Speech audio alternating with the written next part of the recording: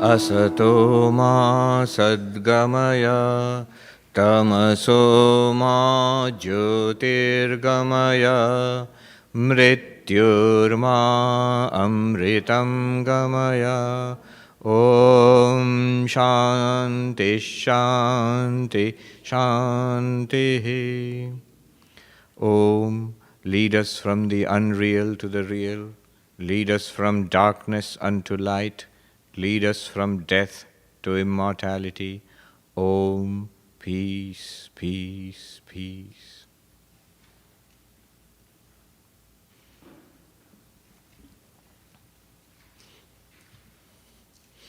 From a Vedantic perspective, this whole idea of karma and samsara, it proceeds like this. That we are not aware of our infinite nature. This not being aware of our infinite nature, our divine nature, this is called ignorance. Not being aware of this infinitude, this completion, this purnatva, this ignorance, it makes us feel incomplete. We automatically feel incomplete. And therefore we reach out into the world, into what appears to us, to complete ourselves. Actually, nothing in the world can complete us, nor do we need to reach out into the world. But we reach out into the world to complete ourselves, and this reaching out is karma. We do something for fulfillment. And as we do something, the results, we set in motion this law of karma, cause and effect. We do things, good and bad, and it leads to results, good and bad. And once the results are there, once we have got stocked up our karma, it is not exhausted in one lifetime. It will lead to other lifetimes. And as we get the results of our past karmas in other lives, we are constantly accumulating new karma, which leads to further lives. And depending on the mixture of karma, good or bad, our lives are pleasant and unpleasant, usually a mixture of both. So human life is conceived of as being a mixture of the pleasurable and the miserable, sukha and dukkha. There are conceivably higher lives, higher in the sense, much more pleasant lives. So those are the various heavens which are spoken about in Hinduism. There are lives which are much more miserable. There are the various hells spoken about in Hinduism. And none of these are eternal. You don't go to an eternal, these heavens and hells are not eternal heaven or hell. You go there, the results of past karma are upon us, we enjoy or suffer as the case may be, and once those effects are gone, we are back to a kind of mixed existence, which is this life. So this is called samsara, and it goes on. And this is not good news. Yeah. The good news in one sense is that actually we don't die with the death of the body. We do exist, but that itself is not good news because it's prolonged. Then you get another body, another limited existence. If you've really struggled and been a good person, that next existence will be a better one than this. But that's also limited. That also comes to an end. And that's also intrinsically not satisfying. The best of all existence in this life, if you see, even that is not satisfying.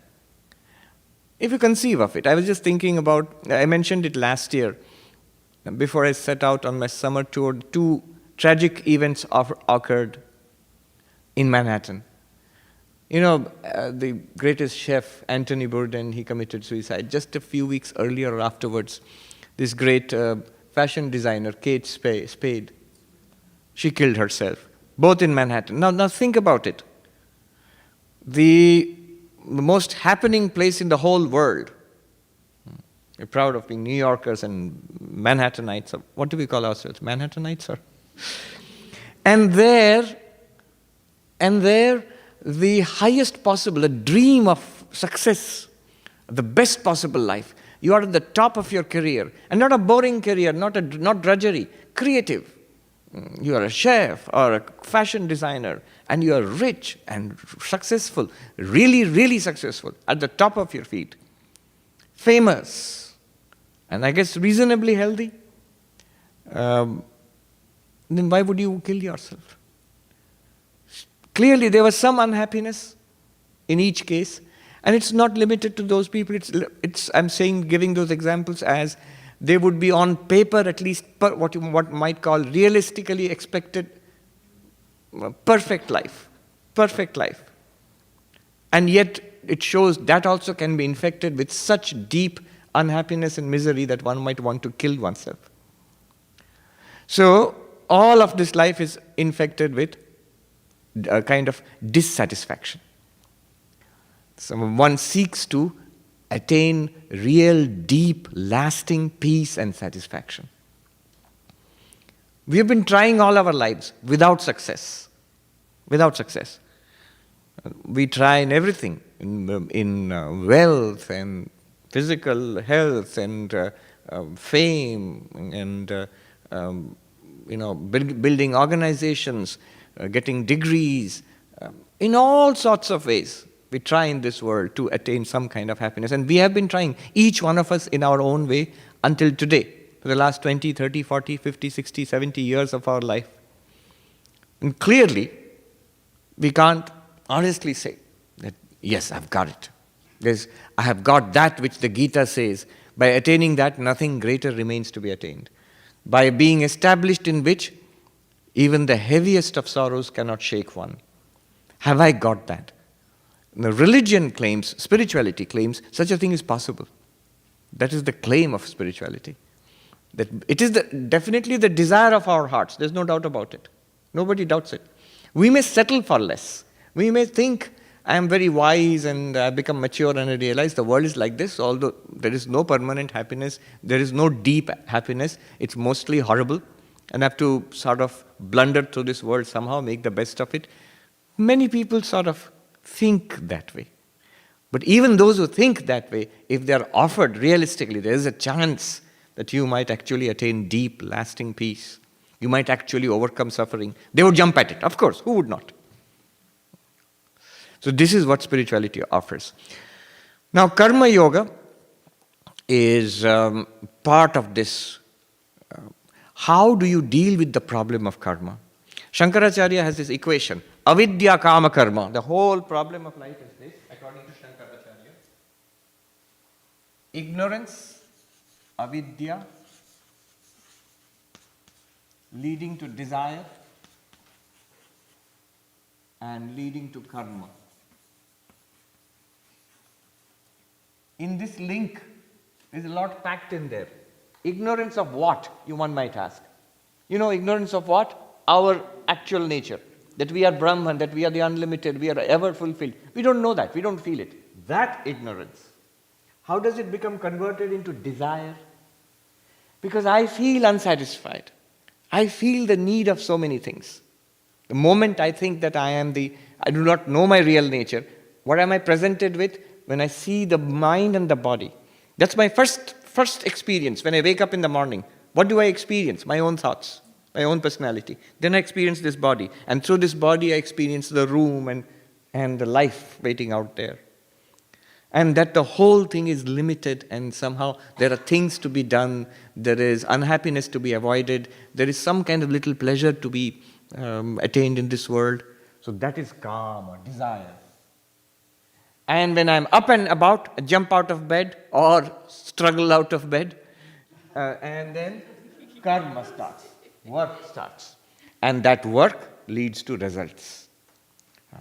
That work leads to results. Is birth and rebirth. We call it rebirth. Punarjanma. Not immediately. The moment you wake up, you're not born into a new body. It's as we go on doing work, this body ages and dies, but the subtle body, Sukshma Sharira, you the self with your mind and the subtle body, we'll talk about that. That goes on to other lives and your karma chases you. That account, I think that's why it's called Chase Manhattan. So it follows you around. And it generates a new body. Not entirely undesirable, because if I say, I have done so much good, I have not got the reward for that. Wait, here's the reward coming. Here is a body, here is a world for you, go out there. But the other side is also there. I've done so much bad, and luckily I've escaped the punishment, I died. No, you didn't. It's going to follow you around. Here is a body, and here is a horrible world waiting for you, go out and suffer. So, This is karma. And this continues, this cycle continues. And the whole thing is ultimately unsatisfactory. So if you want out of this, if you want freedom from this limited existence, that is called moksha. Moksha means liberation, freedom. Freedom from what? Freedom from this. In a simplified form, this is the bigger word picture, simplified form, freedom from suffering. When you say freedom from the cycle of birth and death, somebody might object, I don't believe in a cycle of birth and death. Somebody from the Abrahamic religion might say that I believe in only one life. Or somebody who is an agnostic, who does not believe in these things. I know only this life. I don't know my past lives. I don't know if I will have future lives. So are you selling me a solution for a problem which doesn't exist? Right? Man who was arrested, brought before the magistrate for selling real solutions to imaginary diseases and imaginary solutions to real diseases. It was an actual case in the old Wild West. He was locked up for that. So are you doing that? No. Even if you forget all of this, there is suffering in this life, nobody can deny. There is unhappiness, there are problems in this life. Is there any deep solution for that problem? And religion and spirituality promise that there is a deep solution for that problem. We can actually overcome suffering.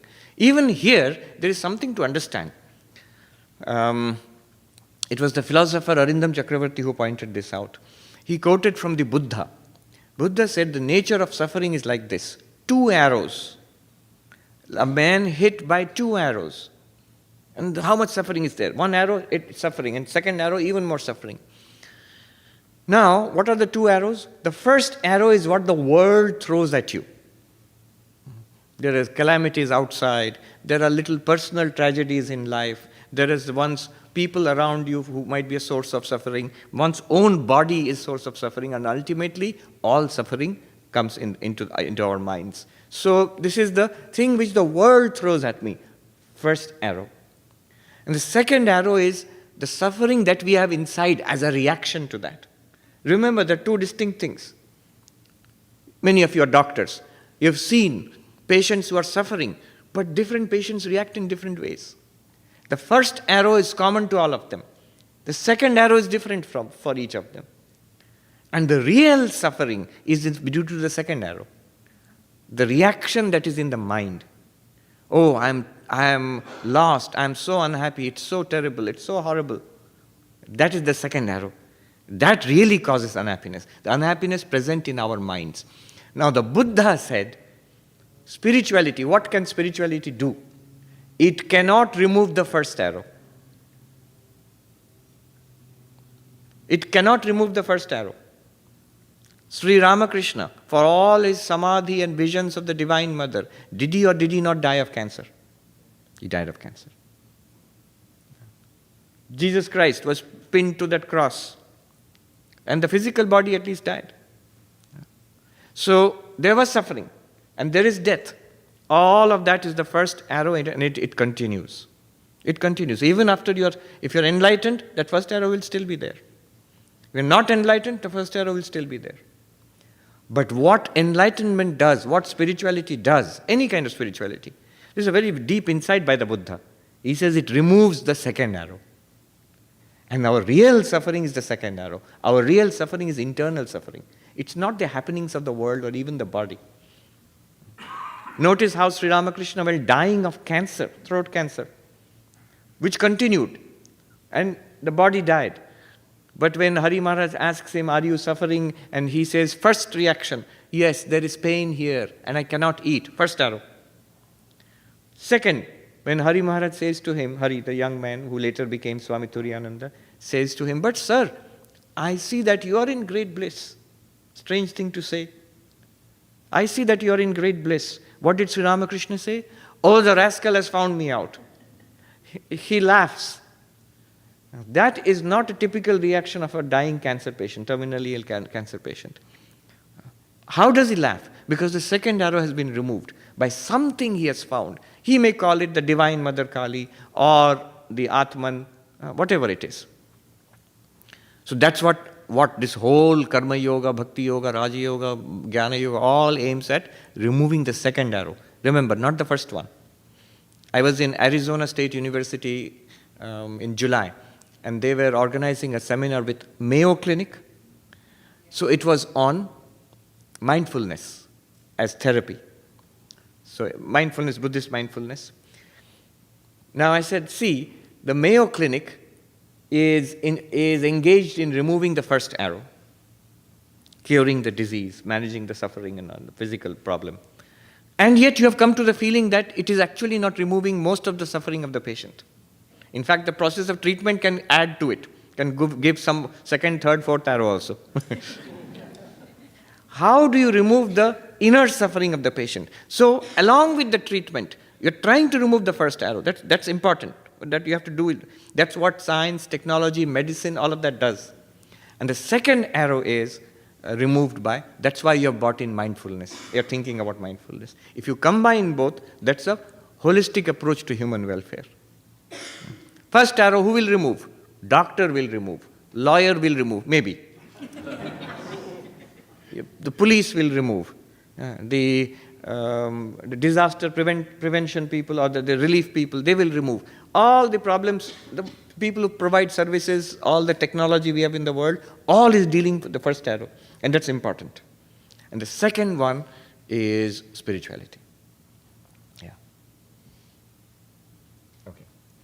Now, there's a lot to be discussed. I will not go into all of that. Let me go straight into the most important thing while we have time. We've got time until 12. So let me go into the discussion of the practical aspect. How do you practice Karma Yoga? What do you do in Karma Yoga? So there are these 4 approaches to Karma Yoga. Let me just speak about them briefly.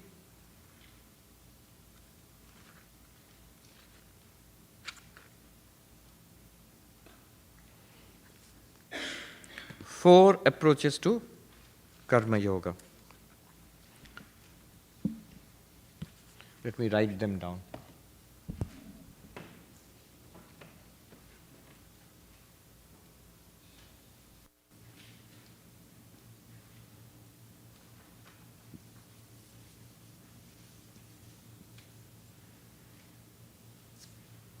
This you may take as the core teaching about Karma Yoga, the core teaching about Karma Yoga. Yesterday's class and today's class together. 4 approaches. How does one do Karma Yoga?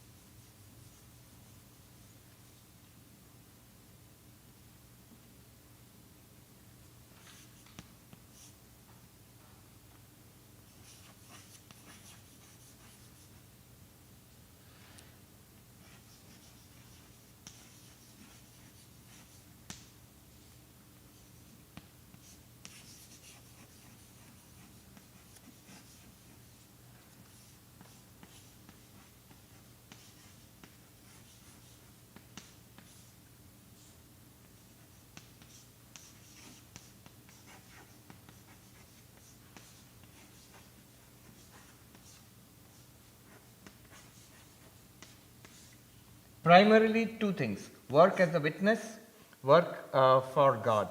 This is based on Gyana, knowledge. This is based on Bhakti, devotion.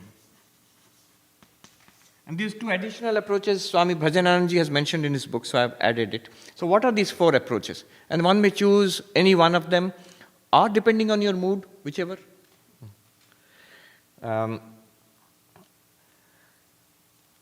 So what are these ones? First is the Gyana Approach. The Gyana Approach is that one may work as the witness. Notice that everything is done by nature, and I am the conscious witness thereof. Work goes on. The body is working, mind is working, and I am the conscious witness of the working body and mind. Witness does not mean I will sit quietly. Shankaracharya comments on the Gita verse, the one who sees action in inaction and inaction in action, that one is the wise one, and that one is the doer of all action. Karmanya karmaya pashyet, akarmani cha karmaya, sa buddhiman manushyeshu, sa yukta sa kritsna karma krit. So, in the Bhagavad Gita, chapter 4, 18th verse, a very interesting verse. You see, sometimes in the Gita, there are difficult verses. Suddenly you'll come across a difficult verse with paradoxical language. One who wakes in the night time and sleeps in daytime, one who, that one is the yogi, and so on. The one who sees work in no work and no work in work. And Sri Krishna builds up to it. When he's explaining karma to Arjuna, he says there is something to be understood about karma. There's something to be understood about no karma, akarma. And one might think, what is there to be understood about karma? What is there to be understood about no work, work and no work? When you do something, that's work. When you don't do something, that's no work. And Sri Krishna then hits you with this paradoxical statement. Just the opposite. He says, the one who sees no work in work and who sees work in no work, that one truly sees. Now that's a very strange thing to say. It sounds cool, very nice, very philosophical, very deep. But if you rationally analyze it, say, what kind of a silly statement is that? A wise person should see work as work. When you do something, that's work. When you don't do something, that's no work. And that's common sense. But how is it doing no work is work and doing work is no work? How? So seeing work in no work, when the unwise person, when the ignorant person, when the unenlightened person says, I will give up work, I will give up karma, because it's being told to Arjuna, who wanted to stop doing his duty. I am going to go to the Himalayas and sit quietly. What are you doing? No work. But that is also work. Why? Because the doership is still there. Do you remember the 5 factors we talked about? It must be in a living body, there must be a sense of doership, agency, there must be a sense of enjoying or suffering, and there must be a sense of moral obligation, including choice. If all those things are there, and then the cosmic result, all those things are there, then it is karma. Clearly it is karma. Now when I decide, I will not engage in work in the samsara, is it a choice or not? It's a choice. Is there agency involved in it? Yes. Then that's also action. And that puts you in a much worse position. There is a duty clearly presented to me. I have chosen not to do it. For what reason? Under the mistaken notion that by that I will be free of karma. That's also another karma you're doing. And as a serious violation of duty and morality also. So the wise person sees in the unwise person's decision to refrain from work, that is also work. That is also karma. Is this part clear? Yeah. Why is that karma? Because agency is there. For example, a statement, I am fasting. But what exactly are you doing there? You're not eating, so that should be no work. But we take it as work. It's a lot of hard work to fast. A lot of agency is involved in not going and raiding the refrigerator. It's a good practice, but it's a practice. Look at the word, it's a practice. Not eating is a work, but not eating is also work, probably harder work than eating. So, the unwise person's decision to refrain from activity is also activity of a much worse kind. The wise person sees that. And the opposite, the wise person's activity is no activity at all. How? No sense of agency is there. Why? Because a wise person sees oneself as consciousness, not as a body-mind engaged in action. Consciousness is aware of the mind thinking, is aware of the senses engaged with the world, is aware of the hands working, the feet walking, is aware of all of that, but clearly sees that I am not doing it. A devotee would say everything is being done by God's will. Rama Richa story is there, the will of Rama. Or nature is doing everything. If the is a Gyani is not in the path of devotion, will not want to talk about God. I am the witness of work being done. As I am the witness of lot of activity in the world, I am the witness of the activity in the body and in the mind. There is actually a state in which one does not feel identified with body and mind. Though the Gyani, the enlightened one may do a lot of action, still can honestly say, I do nothing. But which I? Not body and mind. For the Gyani, it's very clear. There's the witness awareness, which is obscured for us. But for that person, it's very clear. From that perspective, I do nothing. I do not suffer from throat cancer also. I don't have a throat. How can I have throat cancer? But the body has cancer or not? Yes. Is there pain produced in the body, physiologically speaking? Yes. Will the body die of cancer? Yes. What about you? No problem at all. So that is the one way of doing it, as a witness. And all action may be engaged in. And Shankaracharya gives an example in the Bhagavad Gita commentary on that verse, which I really liked. I remember when I would cross the river Ganga and go to Belur Math on the boat. You know what the boatmen do? If there is a strong current in the river, because of the tides, there is a strong current in the Ganga. So they're going to go to Belur Math from Kuti Ghat in Baranagar on the other side. So the Belur Math is directly opposite. You know what the boatman will do? He will aim the boat that way. Because there is the low tide, water is flowing this way. So if you aim it diagonally, it will come this way. You're a pilot, so pilot knows that. If you have the strong crosswinds, you don't actually aim for the runway. You aim this way so that you're blown into the runway. And so what happens is, when you go on the boat, you're actually moving diagonally to Belur Math, and suddenly you get the impression, you get the visual illusion. You are steady, and the monastery is moving, the trees are moving, the temples are moving. It's an illusion. Actually, the boat is moving, and diagonally like this. But you get the feeling the boat is still in the river, and the river bank, everything on the river bank is moving. Buildings and temples and trees, they are all moving. So what? When I read Shankaracharya's commentary on that verse, 18th verse of chapter 4, action in inaction, inaction in action, he says, just as a man crossing a river on a boat feels that the boat is not moving, but the trees on the shore are moving. Similarly is the state of the Agyani.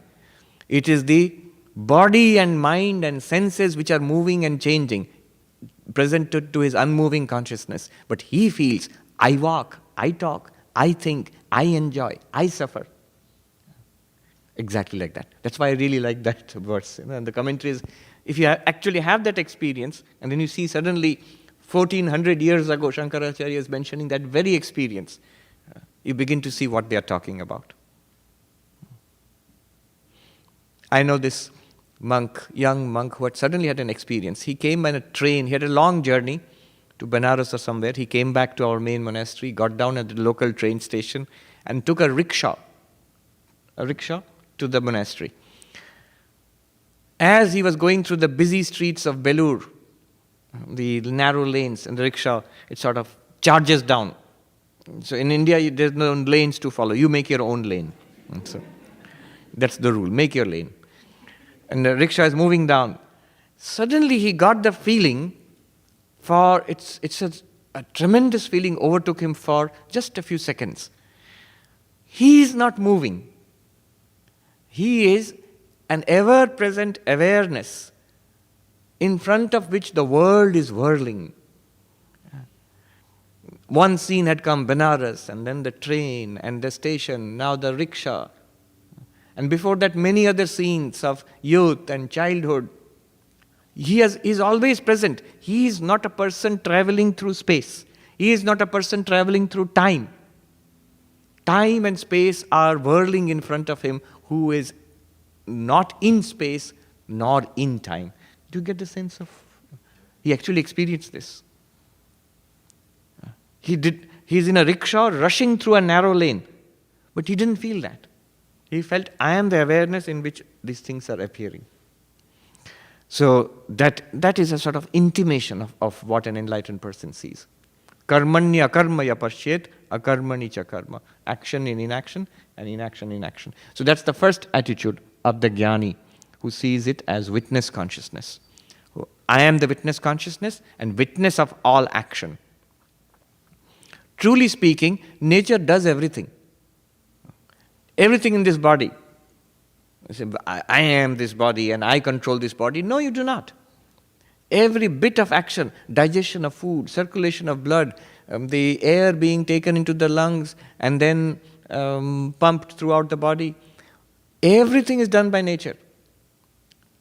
You say, wait a minute, Swami, I raise my hand. Isn't this my decision? No, not really. From your intention of raising the arm to the actual execution of the task, so many things have taken place in the nervous system and the muscles. One little stroke, right side of the brain, I'll raise my arm. No chance. Physiotherapy. You see, unless nature cooperates with you, nothing can be done in the body. If nature today says, all right, you think you're so great, you're going to run the body, here are the keys, you drive now. So many things. Circulatory system, endocrinal system, digestive system, nervous system. If you are put in charge of all of that, within 15 seconds, 911 call, ambulance has to rush. Starlake. What happened? He tried to run his own body. We don't. It's nature who's a very reliable co-pilot. And the ego says, I am doing all this. So that is samsara. So, nature actually does all of the activities in this body, and I am the witness thereof. There's one shloka in the Gita which is repeated 3 times, which means this thing. Everything is done by nature, by the gunas of nature, sattva, rajas, tamas. And ahankara vimudatma, the self, deluded by the ego, thinks, kartahamiti manyate, I am the doer. And then samsara starts. If you are the doer, you get the result. Yesterday I mentioned, 13th chapter says, Prakrityeva karmani kriyamanani sarvasha. Nature alone does everything.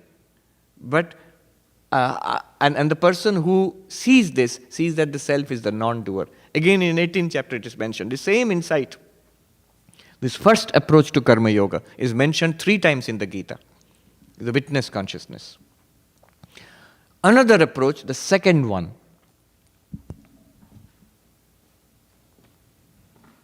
this one, work for God. This is a bhakti yoga based approach. This one is the most common. If you ask what is the way that karma yoga is done in the Ramakrishna order, how do you all do it? Most of us, almost all of us, I think we do it this way. We say, this work belongs to Sri Ramakrishna. This ashram belongs to Sri Ramakrishna. And Sri Ramakrishna has given us this work, and I have an opportunity to serve Sri Ramakrishna through this work. This is my Lord's universe. Whichever you put it. My Christ, my Krishna, my Ramakrishna, whatever in form you understand God. And God, it's God's universe. Everybody in this and everything in this universe belongs to God. And I am here to serve. So through my actions, I am worshipping God. I see my Gopala, the baby Krishna, in everybody who comes to me.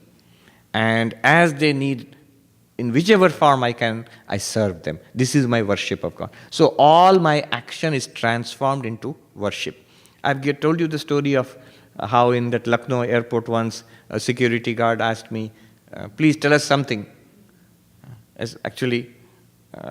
I was going to the airport and I was the only passenger, transit passenger. And they frisk you there. They make you stand on top of a box. And then I was the only one there wearing this dress. And so the security guard there said, give us a talk. And I said, now? Yes, tell us something. And then he called everybody else. They had no work anywhere. It was so all these people, they're with guns and everything, both men and women, policemen, policewomen, they're standing around me listening for waiting for the talk. I thought, what do I tell them? And they made me stand on the box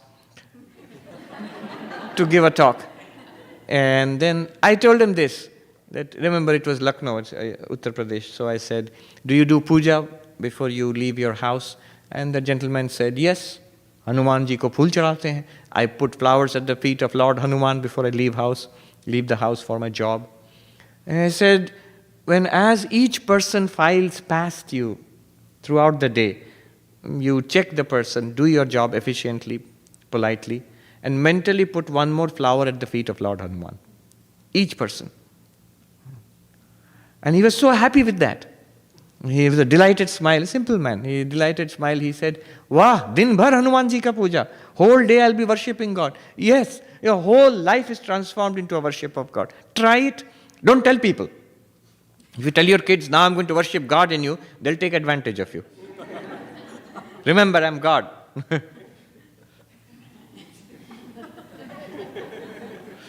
I remember when I was put in charge of a hostel, like a dorm, with little kids. They're all 10-year-olds. And I was taken aback, and I was a new brahmachari. I thought if I had gotten married, I would have got 1 or 2 kids. Now there are 40 kids. And none of them, they realized me as, what do you call it, a soft touch or something? So they knew that I can't be very strict. So the dorm which I was in charge of was the most disorganized, riotous dorm throughout. And there used to be prizes given at the end of each month for the neatest, most disciplined, well-organized dorm. And we would always be last.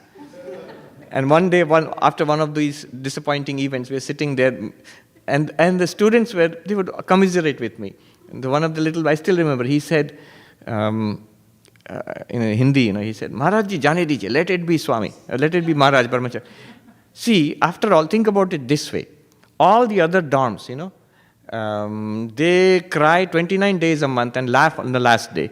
And we laugh 29 days a month and cry on one day.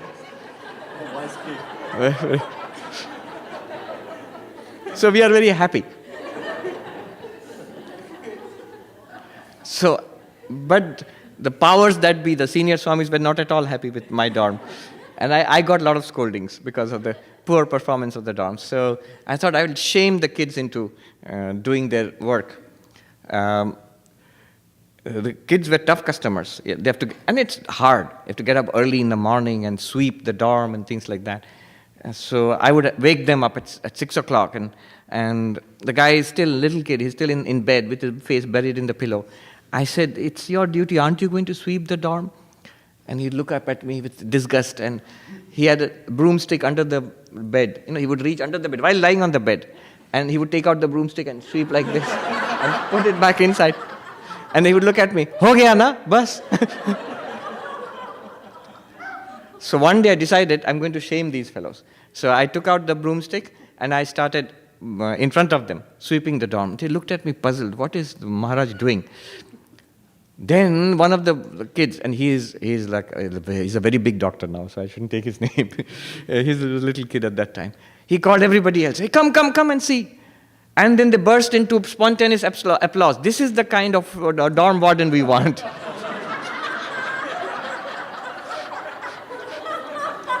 So,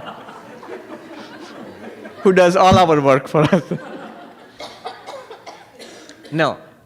But the idea is, externally you're doing the same work, whether it is administering a dorm or looking after a school or college or office. But internally, you have this feeling that God alone exists in all of these beings, and I do. Swami Vivekananda's philosophy was that, my God the poor, my God the hungry, my God the ill, my God the wicked, he said.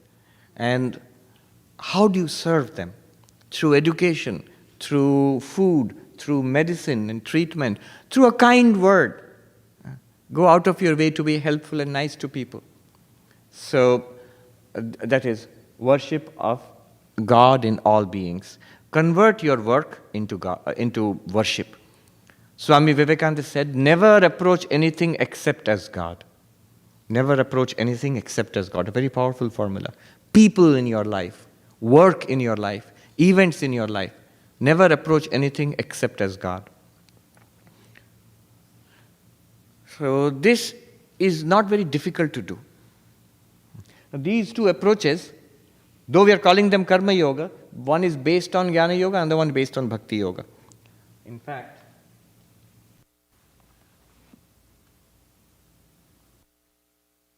Bhajananji Maharaj has gotten a quotation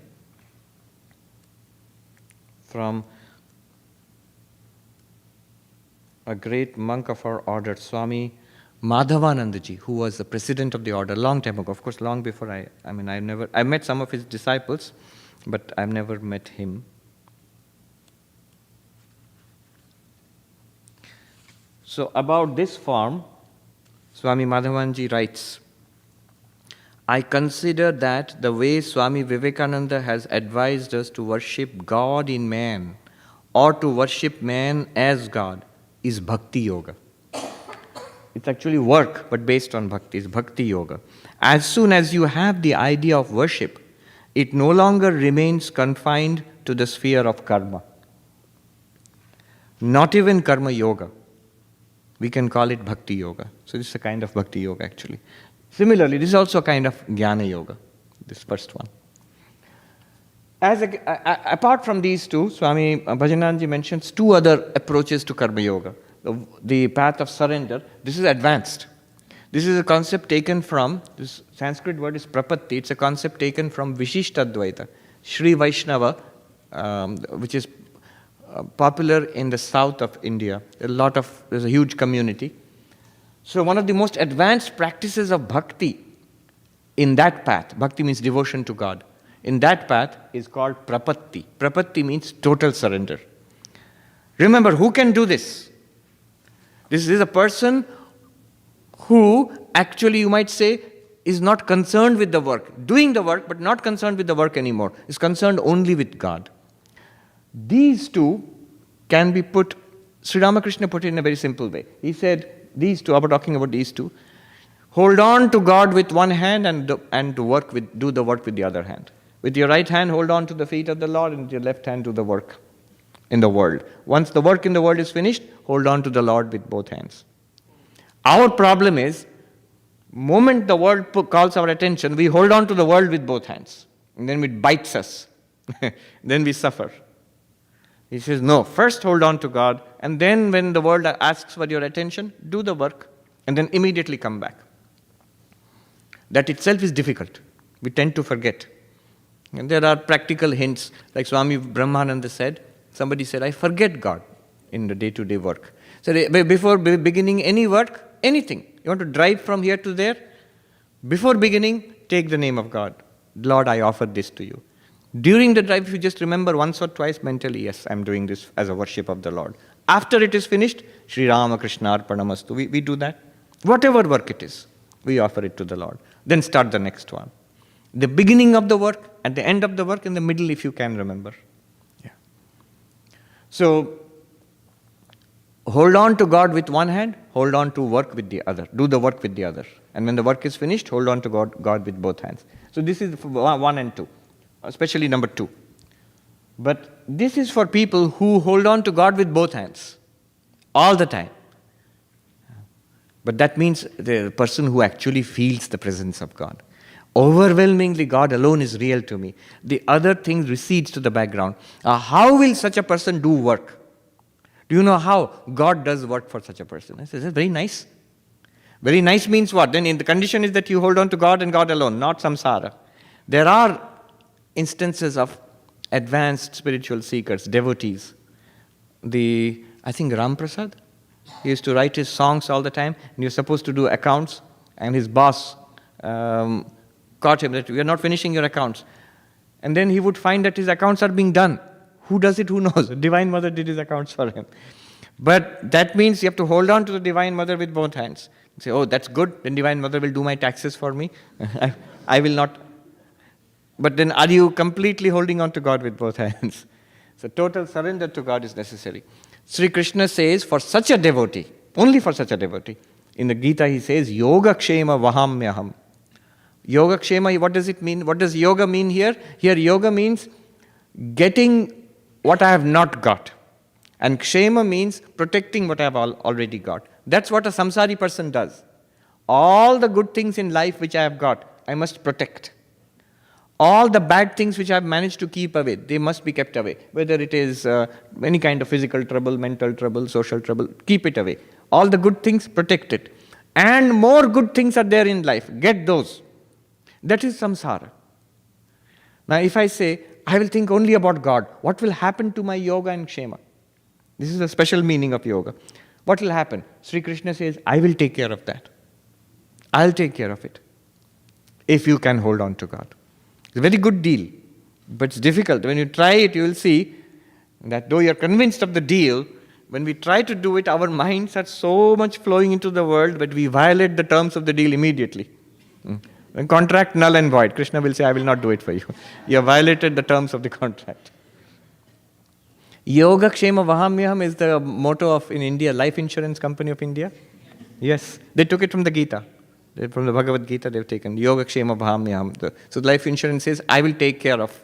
Insurance, very good idea, that I will take care of whatever you need in life. All right.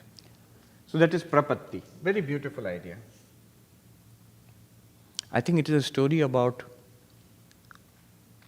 Tulsidas, one great saint, who used to live in a hut. And many rich people used to come to him, and there were robbers who watched it. That this monk, he lives in a hut, but so many rich devotees come to him, and they give him gifts. So they must be full of costly things. And there were many things in the hut. So they decided to rob the hut. And then they found they could not enter it because each time they approached it at the dead of the night, they found these two youths standing with bows and arrows, patrolling the Tulsidas. Yes, that's the story.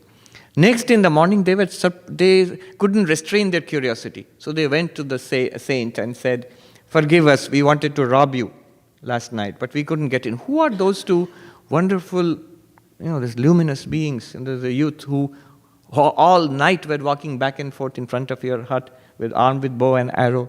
And Tulsidas burst into tears. They were Rama and Lakshmana, that they have come to protect me. And you know what his tears were for? Oh, because of all this nonsense that is there in the hut, all those things. They now have to be protected. And I have bothered my beloved Lord. And he immediately said, you take all of them. He told the robbers, you take everything from here. So because we are bothering God, for God has promised, I will take care of everything. And not only that, he promises, Yoga Kshema Vahamyaham, I will carry what you need, what the devotee needs, I will carry. So the great scholar, I think it's Jagannath Mishra or somebody, he was in Puri. He was writing a commentary to the Mahabharata, entire Mahabharata, including Bhagavad Gita, which is in Mahabharata. He was writing a commentary. When he came to this verse, God says, I carry what my devotee needs. He thought that's a mistake. Why will the Lord carry for the devotee? This is not good. I am the devotee. It's the Lord. Lord will grant. So he changed it. He cut it out. The word of the Gita. He cut out the word. So that's scholarship for you. He cut out the word. This has to be changed. This must be wrong. He cut it out and he wrote Dadamyaham in Sanskrit. I give, I grant. The Lord says, I grant unto my devotees whatever they need. If their one-pointed devotion is there. Now, he was very poor. In his house, his wife was thinking, there's nothing to cook today, there's no food. Suddenly this youth who comes, very beautiful little boy comes with a lot of food on his head, on a basket. And he gives it to the, who are you? Who sent this? Oh, your husband has sent this food, this is for you. And then she saw a long stripe, like somebody has hit him with a cane or something, on his face or on his back. So who hit you like this? This is terrible. Oh, your husband did this. And wife was furious. And said, wait, let him come home. Why would he hurt this little innocent child? And look how nicely he has bought all the food for us. So when the scholar returned home hungry, and his wife was furious. Why did you beat that little boy? So what little boy? It's a little boy who came with all the food for us, and look, here's all the food, and he disappeared because I couldn't find him. But he had this terrible mark on his back, like a cut. Then he realized that he had cut the word of the Lord like that, like a. So that came on the back of the little boy, who is none other than Krishna. So anyway, the Lord takes care of you. But takes care does not mean, that means I want to be a millionaire. I won't do any work. I'll just take the name of Krishna and Krishna will give me $1 million. No. Krishna will take care of what you need, that much. That is promised. When Narendranath went on pestering Sri Ramakrishna, he was in dire circumstances. His father had passed away. They had household debts, and his brothers and sisters were young, and he didn't have a job. What to do? And so he finally went helplessly to Sri Ramakrishna and said, ask the Divine Mother. See, whatever you want in the world, you have to ask the Divine Mother. Brahman is totally useless. If you are poor in the world, that's all right. Poor is same Brahman with poor name and form. If you are rich in the world, Brahman is also fine with that. You are same Brahman with rich name and form. Name and form is not, Brahman is not concerned. But the Divine Mother can make a change. If you want a change, that's why everybody queues up before the temple of the Divine Mother. Shiva temple is sort of formality.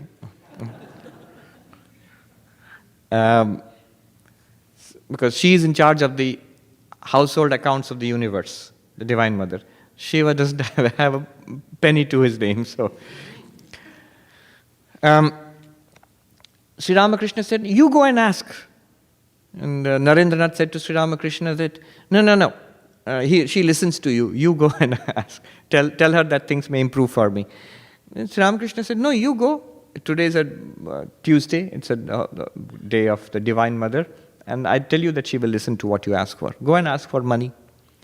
So he goes there, and then he finds that it's a living image. It's not just a stone image or something. And he comes back sort of God intoxicated, and then Sri Ramakrishna says, what did you see? I saw this divine presence. And did you pray? Yes, I prayed for devotion, viveka, vairagya, the discernment between the eternal and the non-eternal, dispassion for the world, devotion to her. Oh, that's all right, but did you pray for money? No, I forgot. Oh, how foolish. Go back quickly and ask for money. And then he went back. Same thing happened again. Third time, Sri Ramakrishna sent him back. There's yet time, go and ask. Same thing. He asked for devotion, he asked for knowledge, dispassion. Then he understood that this is all your play, he told Sri Ramakrishna. Sri Ramakrishna was very happy because the disciple had passed the test. You must do something for me. And then Sri Ramakrishna says, yes, all right. Your family will not lack plain food and clothing. Plain food and clothing. Not Kate Spade collection. Not Anthony Bourdain food. Just plain food and clothing. That much. So Krishna says, I will take care of. Surrender. Prapatti. God takes care of your affairs, your work. The other one, it says Leela. This whole universe, the devotee ultimately sees this universe as a play of God. And I am the friend. God is playing with me in this form. But then remember, even disease and suffering and loneliness and death are also play. I remember, so you will not take it as suffering. I remember this very touching story. It's a Russian Orthodox church story. So this man, he goes to the father in the church and asks, you taught us that praise God in good and evil. So when things are good, I can praise God. But when things are going badly, how do I praise God? It's not easy. So the father said, look, I don't know, but in the forest there are hermits who stay, anchorites. So there's one who stays there. He's a very good hermit. Go and ask him. He can tell you. So this man goes into the forest and says in a little cell, this emaciated man is sitting there, and there are sores on his body, and he's ill, and he's underfed, sitting quietly and praying, but his eyes are shining with an unearthly joy.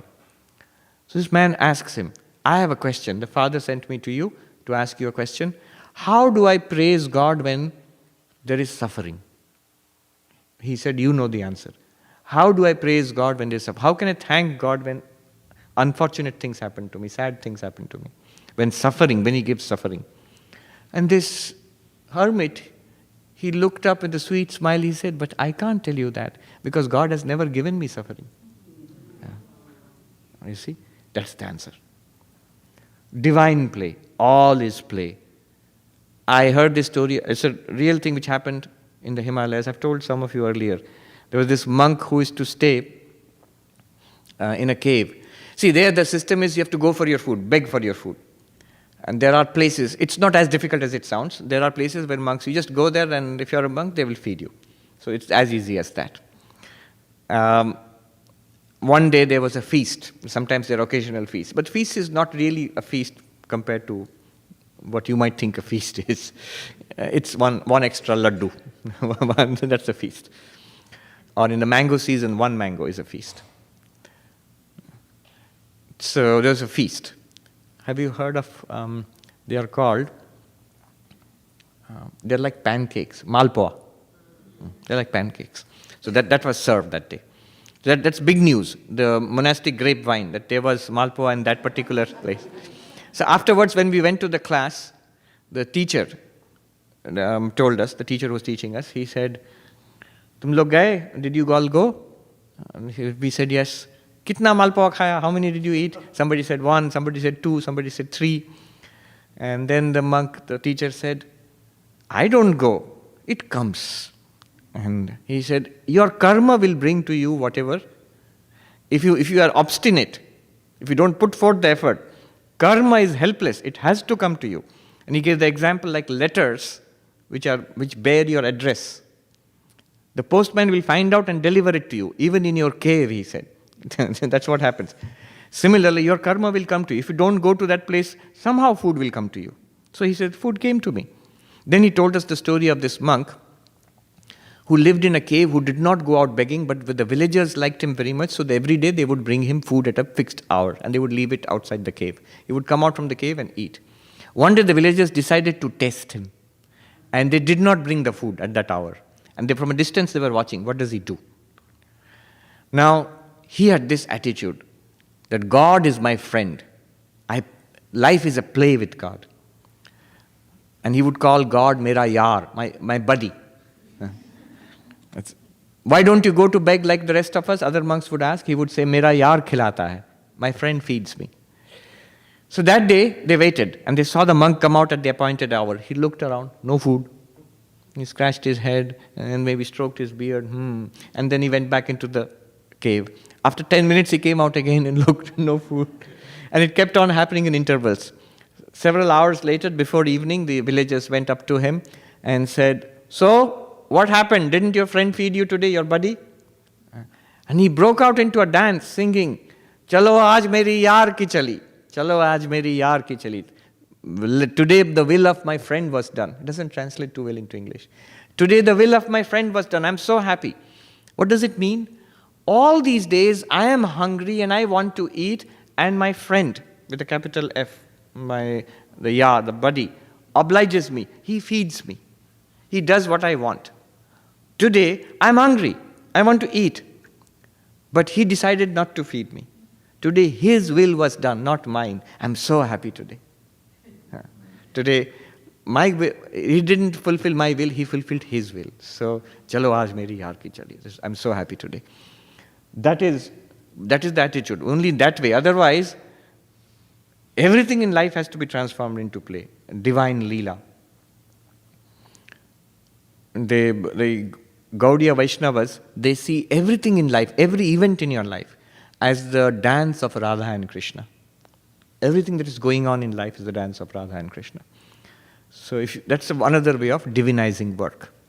So this is the main, let us say, what I've seen most people do, monks and those who are not monks, they see work as worship of God. Okay. Now, in the time remaining, we'll do Q&A, and before that, at the end of this book, the Swami has given what is called a few practical hints for followers of Karma Yoga. Very important observations. I have selected 20. He has given 35. So, These are very practical suggestions, very practical points. I will read them out, then we will discuss. All right. 1.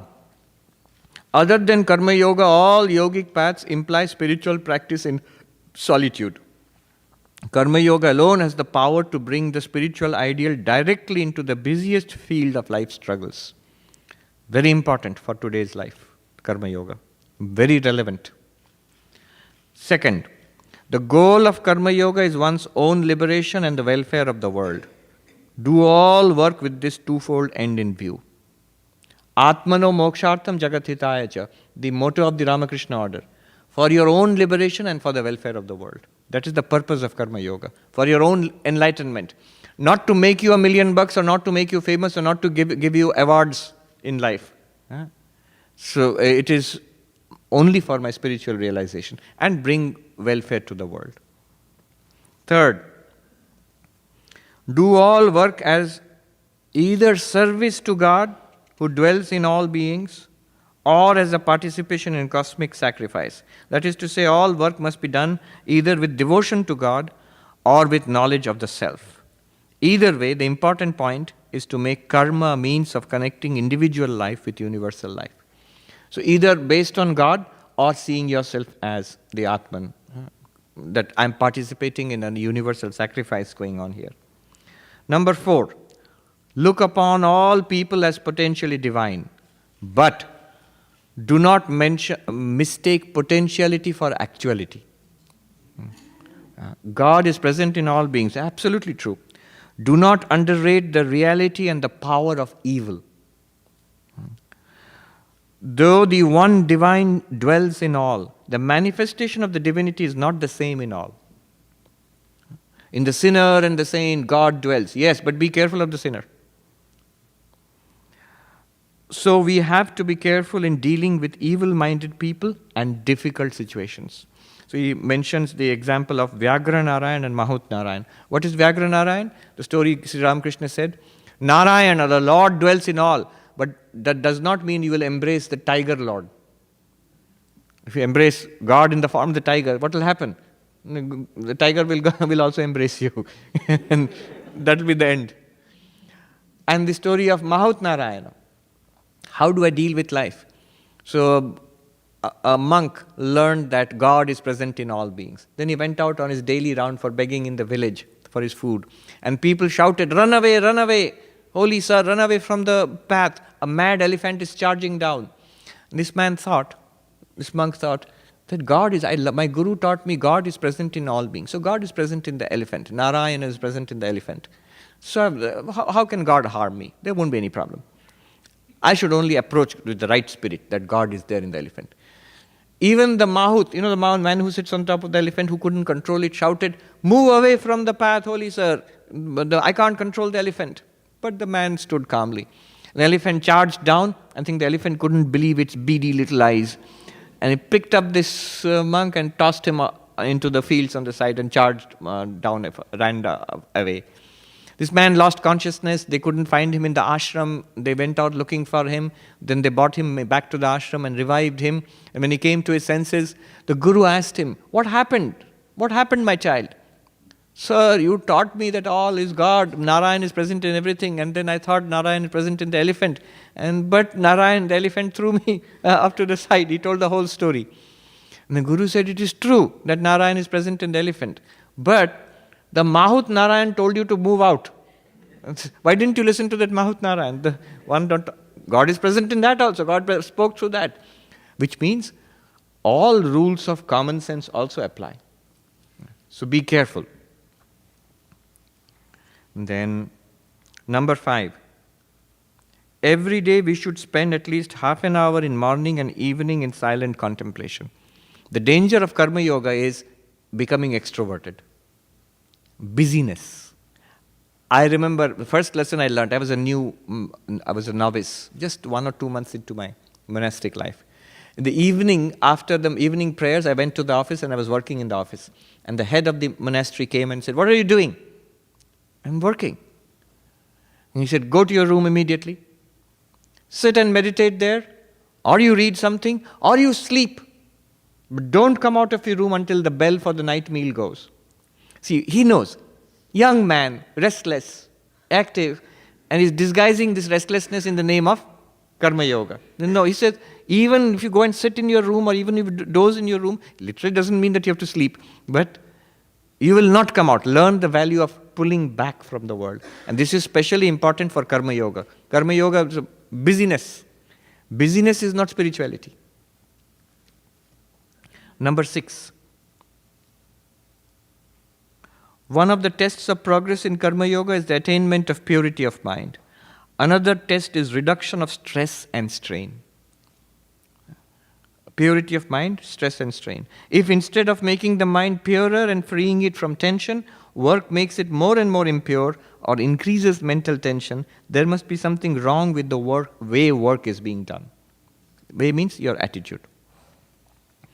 Number 7. See, maturity will bring you to it. I was in Harvard the last 3 days, and most of the people in that batch, they are young people. And it's something awesome for them to be at Harvard. They're thrilled, they're worried, they have a lot of expectations, a lot of anxieties. All of that is there. They're delighted, scared, proud to be there, apprehensive. More than once they came and said, "How can you be so relaxed? And you seem to be fairly... I'm happy to be there, and I like it. Everything is nice. But also, I have no particular expectation from it or nothing really tied up." And you don't have to be a monk to have that. If you are a monk, it comes very easily. Just maturity. One lady who is a little older than the others, she has kids, and she has come back to college, and so she is in the same batch. She was saying that life has a kind of dream-like quality after some time. So many things have happened in life. If you think about your childhood now, if you think about the places you lived in, especially many of people here are immigrants right here in this. So you have lived in different lands, vastly different cultures and places. If you look back upon it now, doesn't it have a dream-like, story-like quality? Especially as you get more mature. You have a family or children or husband and wife and different jobs, different cities, different experiences. When you begin to look back just with that maturity, life does take on a dream-like, story-like quality. Then, number 7. In Karma Yoga, what matters is not what we do, but how we do it. In Karma Yoga, there is no distinction between lower and higher work, between secular and sacred work. All work is sacred. As the Bengali saying goes, from mending shoes to chanting the Chandi. Juto shelai theke Chandi path. This is a Bengali saying. From mending your shoes to chanting the sacred text, Chandi. All of it is spiritual. You can spiritualize all work. Unless it's openly immoral or bad, every work can be spiritualized, including eating, talking, walking, everything can be spiritualized. Then he says, number 8, choose the type of work that is in harmony with your temperament. So resistance will be less. If you have no freedom, many people have no freedom. If you have no freedom to choose your work, try to make whatever work you are asked to do meaningful to you. That is somehow connected to God, spirituality. Number 9, make your outer life an expression of your inner life. Let your whole life be an undivided consecration to the ideal. So not just meditation when that's spiritual, and the rest of it I have to work in the office. That's so boring and awful. No. What you do as worship in your meditation room, that is worship in the office. That is worship in the community, in the family. All of life becomes worship. And it can be done. It can be done. Number 18, whatever you may do, do it well. Be efficient in work. Avoid sloppiness, bungling, and waste of time.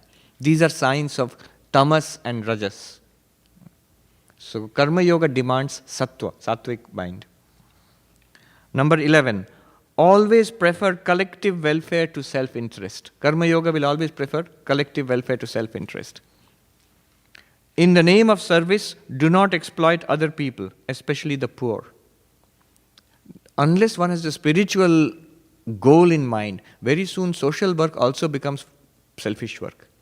I've heard again and again, well-known social workers in India running NGOs, non-government organizations, what we call in this country non-profits, well-known people. But I have heard from people in their organization, they will say, sir or madam, early days we used to see that he or she used to come to the field. But nowadays, what is sir and madam interested in? Going from seminar to seminar, collecting awards, and that becomes that I am famous. I should be rewarded for my great work which I have done. Number 12, never do anything against your conscience. Do not do anything that lowers your self-respect. Have high self-respect without being egoistic.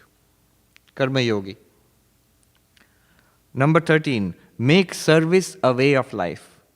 Do service not as a duty, but as a natural way of life. Service calls for sacrifice. Always be ready for sacrifice. This idea was, you've heard of servant leadership?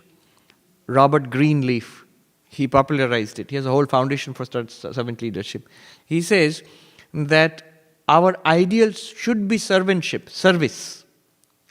And when you get a position of leadership, you use that for service. But when you're not in a position of leadership, you still go on serving, because my primary identity is I'm here to serve. What can I do for you? People make this mistake that my job does not allow me to do any service or karma yoga. No. There are people around you. You can at least be nice to them. Make an effort. So servantship flows into leadership, and if leadership comes, very good, and once it goes away, again, servantship remains continuous. You don't wait, I will get the opportunity, the power, the resources. Somebody said that there's this person, Vinayak, he runs an orphanage with more than 1,000 kids, a very big organization on the outskirts of Calcutta. He's got the Indian President's Award for Child Welfare and all of that. Somebody asked him, how did you get this idea? How did you get this idea? And his answer was very perceptive. He said, it did not begin with an idea, it began with a feeling. I felt that children are suffering, I must immediately do something. What is the idea? How funds will come? What should I do? What will be the organizational structure? What will be the legal backing? All that comes later. So once some young men, enthusiastic, they came and said, we want to do this thing, but there are a lot of problems. It has to be incorporated, there are legal problems. And I said, have you started? First, you're starting with putting the cart before the horse, drawing up the charter and the bylaws. What have you actually done in society? Have you benefited one child, one homeless person yet? No.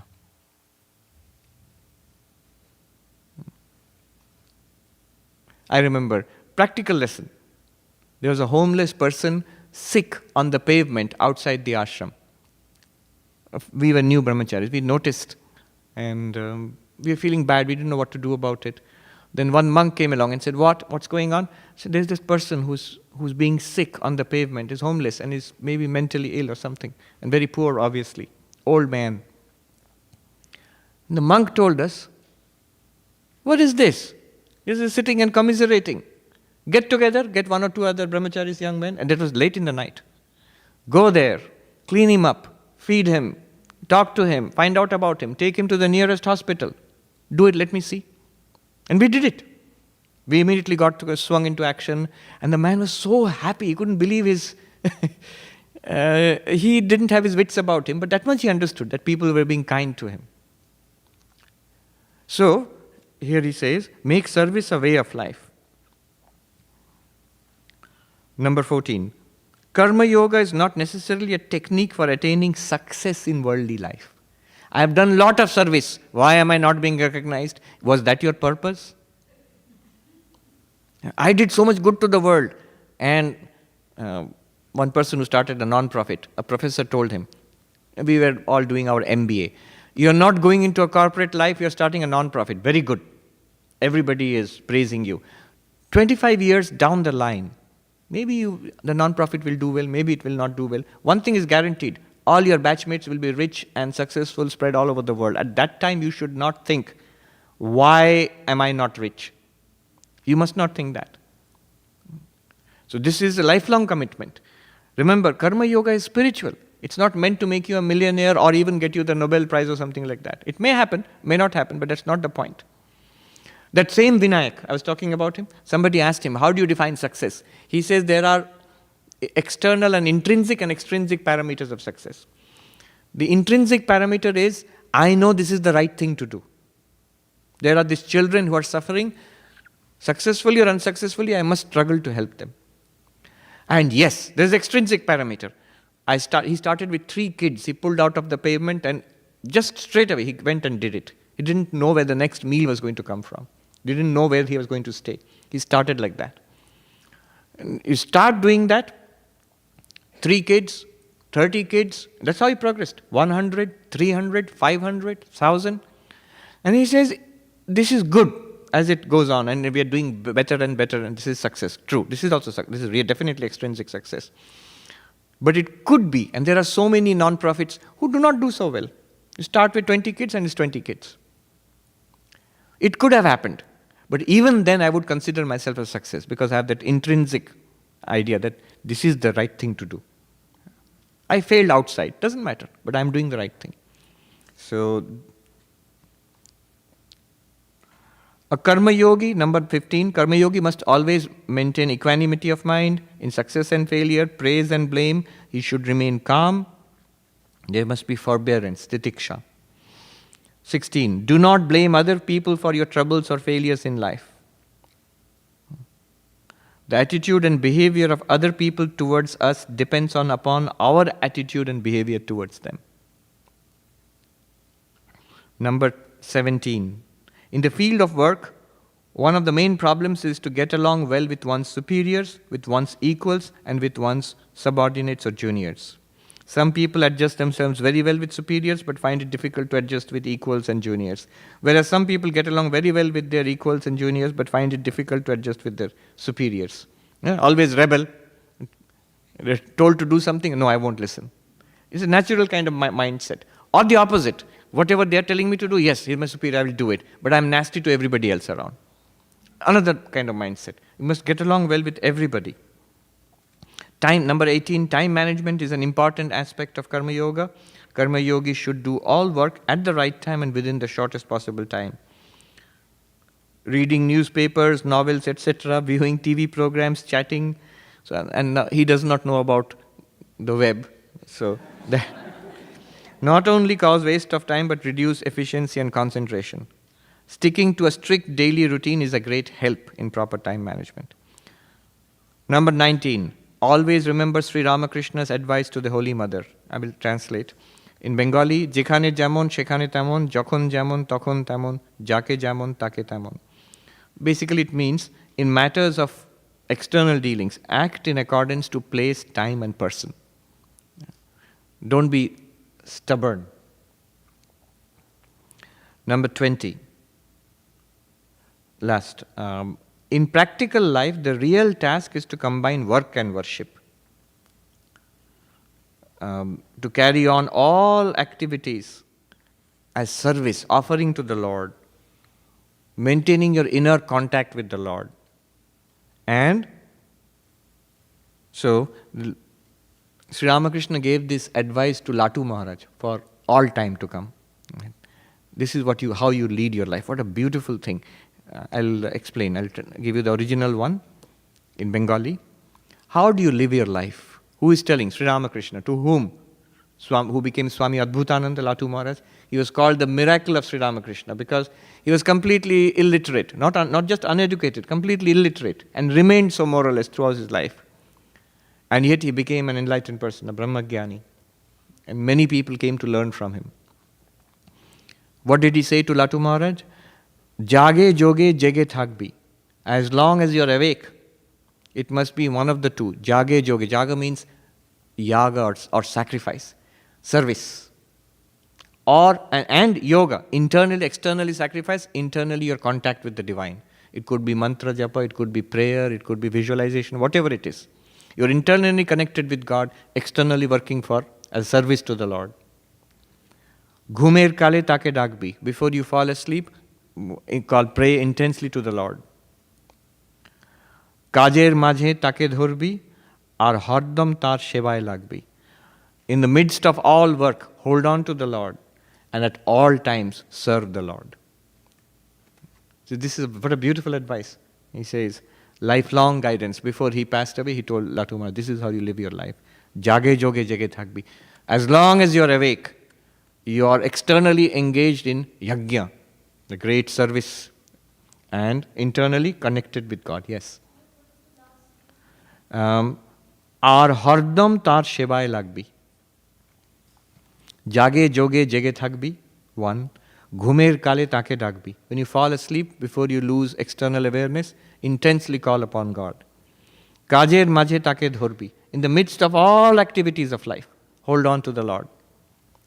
And what should be your activity of life? All the time, try to be of service to the Lord. I remember the famous Hanuman Chalisa, which is very popular in North India.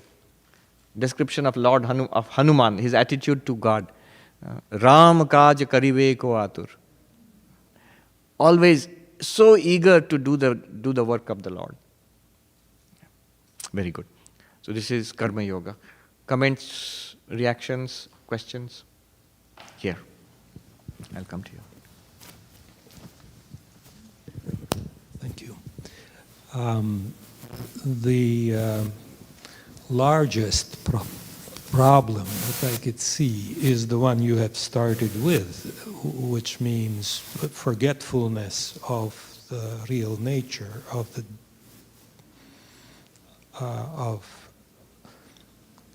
I forget what I am. Yes.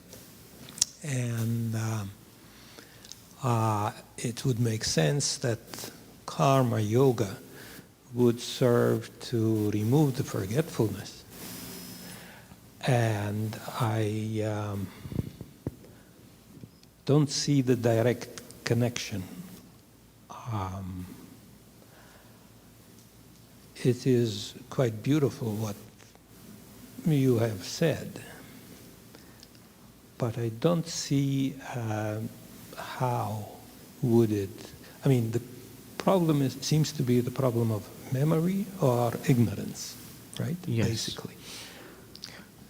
It's a cumulative process. See, the problem with, for example, meditation. In every spiritual retreat, one common question will be, my mind wanders when I meditate. My mind wanders. Other thoughts come into the mind, other people.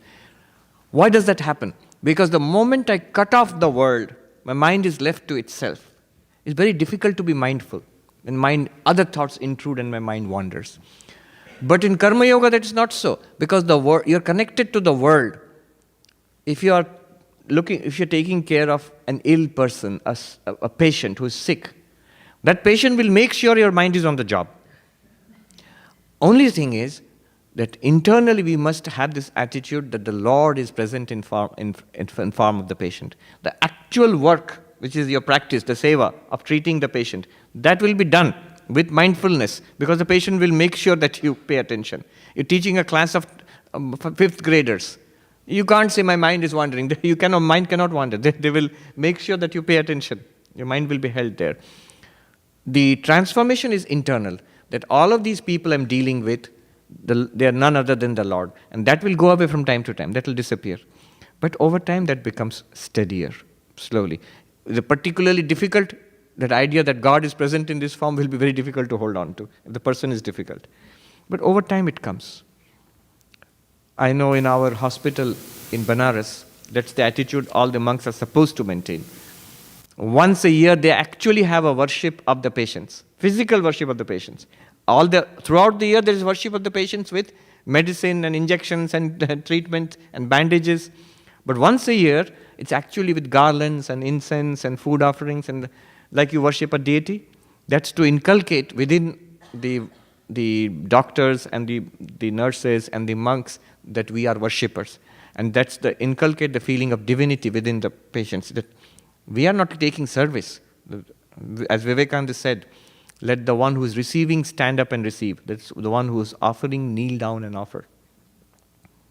There was a monk, I never saw him. They used to call him Bon Bihari Baba, those who saw him in Banaras. Lifelong he practiced that. His real practice was he would dress the wounds of the patients and he would continuously think that God is present. He was a disciple of the Divine Mother, I think. And he had more than one occasion, visions of the Divine Mother in the patients. And around that area, it was well known that you would want to have the patient's bandages changed by Bon Baba, because then he would be cured. And the poor people, they all knew that, and they would queue up they would always ask. They didn't want the doctor, they didn't want the nurse, they wanted the Swami to come in. And even in his old age, he had to be wheeled out in a wheelchair. He would go to the hospital and change the bandages and treat the patients. Transformed into. I remember when I joined the order, one of the first things that struck me was, I told a monk, when I go to the temple and meditate, I can think of God. But when I'm in the school and teaching the kids or doing the paperwork or writing letters and all, I can't think of God. And the monk said, how strange. I find that when I'm writing a letter, replying to a letter, my mind calms down wonderfully. I thought he was exaggerating, but no. It works. Another monk whom we knew as a great meditator, he would spend hours and hours in meditation. And then one day, the monk, the head of the monastery, gave him the duty of in the evening after prayers, when it is his meditation time. Remember, this is a monk who loved meditation. When it is his meditation time, he gave him the duty of supervising the study of the children. The children sit together and study. So you have to walk around and supervise and give them help, make sure they are not sleeping or whatever. That's his meditation time. We thought he would be upset. One day I was walking with that monk and he said, and I was a novice, I discovered something very interesting. This feeling I get at the best time of my meditation, when my meditation is really deep, that feeling I often, again and again, I keep getting when I'm walking in the midst of all those children doing their work and I feel God is present in them, I'm serving them. That presence of God I feel there. I thought he was exaggerating, but later I realized, no, it's possible. Okay.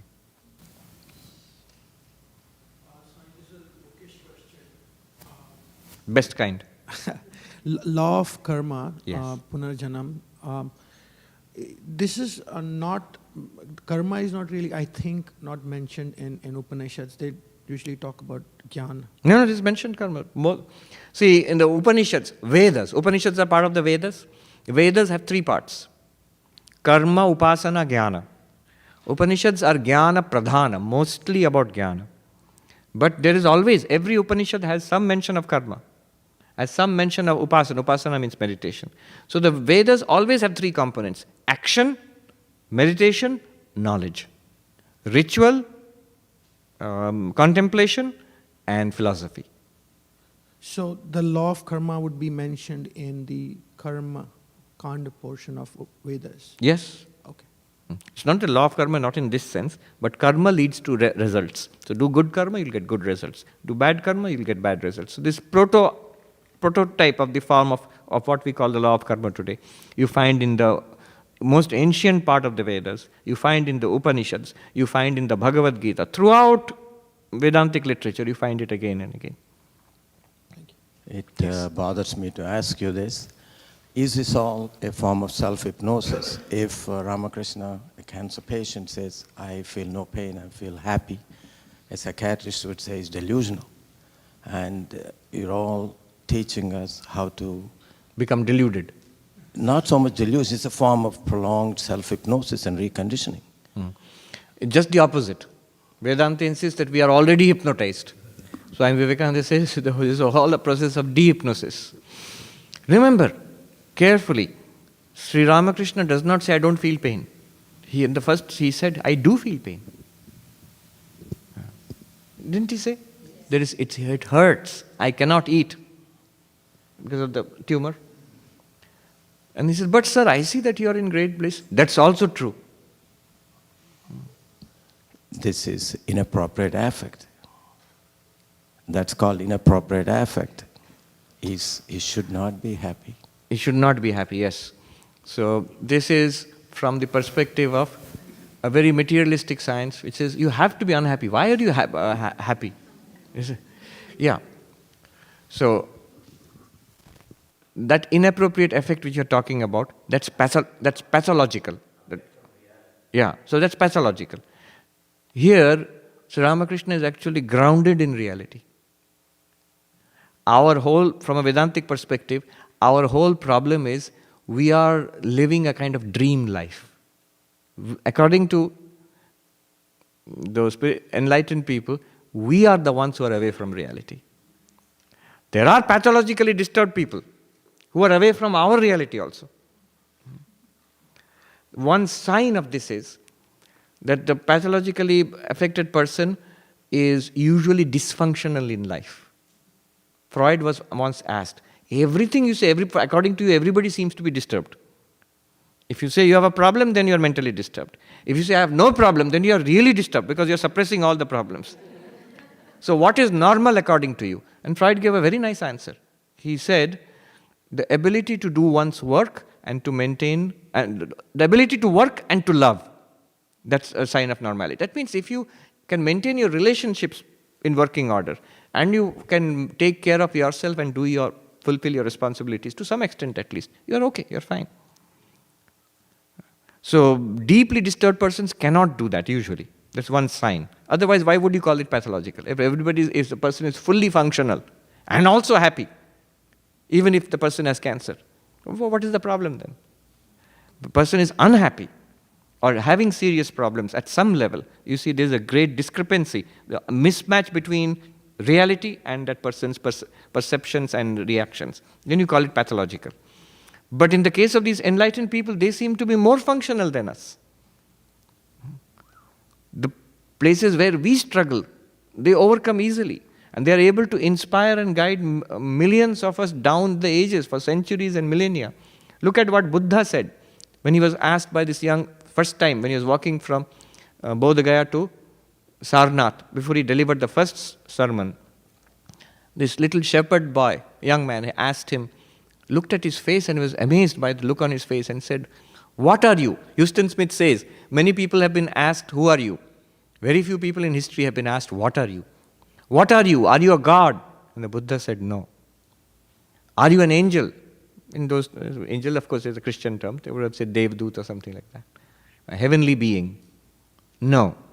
Are you a human being? The Buddha said, no. Then what are you? He said, I am the awakened. I am Buddha. Meaning thereby, we are not awakened yet. We are away from reality. Enlightenment, you will get a distinct, clear perception that you are penetrating through to a deeper level of reality, from which you can fully understand the other person's perspective, but the other person cannot understand you. How do you know that you are at a deeper level or a higher level? Why is the college student at a higher level than the kindergarten student? Because the college student understands everything that the kindergarten student is studying, but not the other way around. Kindergarten student doesn't understand what the college student is studying. So it encompasses our reality and goes beyond that. How do we fit ambition in karma yoga? And ambition and other more, say, selfish desires of the mind and body, even little ones? You cannot. What is the purpose of karma yoga? The purpose of karma yoga is ultimately, it is for enlightenment or God realization. So I have realized that what were all my ambitions for till today? Why do we have ambitions? What does ambition lead to? What is the purpose of ambition? To happiness. Happiness. Ultimately, it's my own happiness. People are confused. They don't understand this. If you actually probe, there's nice stories there. Somebody said, I love my job. It's really the job which I love. Working for a big multinational corporation. So he was asked, then do the job, we won't give you the money. You love the job, right? No. Money I must have. Given a choice between the job and the money, which will do? You have to take one, and then I'll take the money. Okay, you take the money, but you can't spend it. No. I should be able to spend it. I need things for my family. I have to buy the things for my family. All right, you can spend the money for the family, but they won't be your family anymore. It's some random family. No, it has to be my family.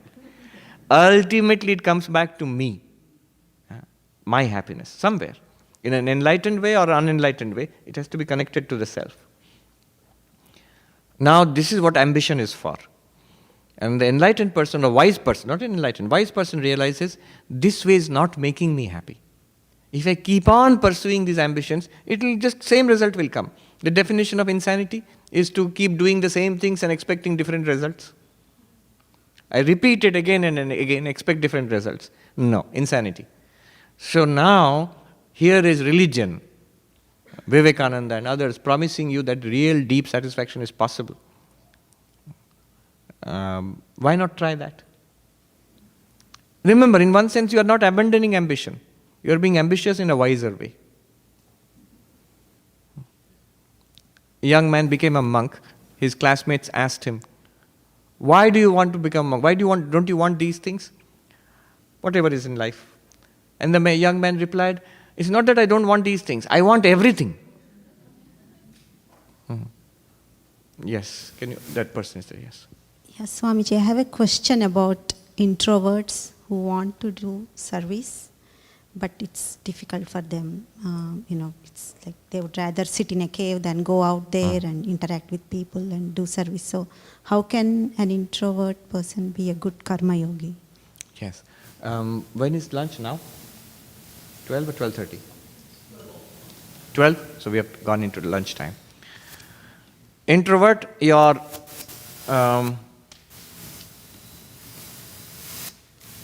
nature suits you to meditation, for example, study, meditation, devotion. That will become your primary path. Don't fight against your nature. But Swami Vivekananda always recommended a harmony of the 4 yogas. Remember, the problem is not with karma yoga. The problem is always with my own mental makeup. So that which my mental makeup has not suited me to, that I must try. That will not be easy on me. So there are introverts who do karma. In our order, we have to do karma yoga. We have to do all the yogas. So it's not suited to it. May not be very practical, may not be very efficient also. But it does me good. Often the places where I grow most are the places where I lack development. Good.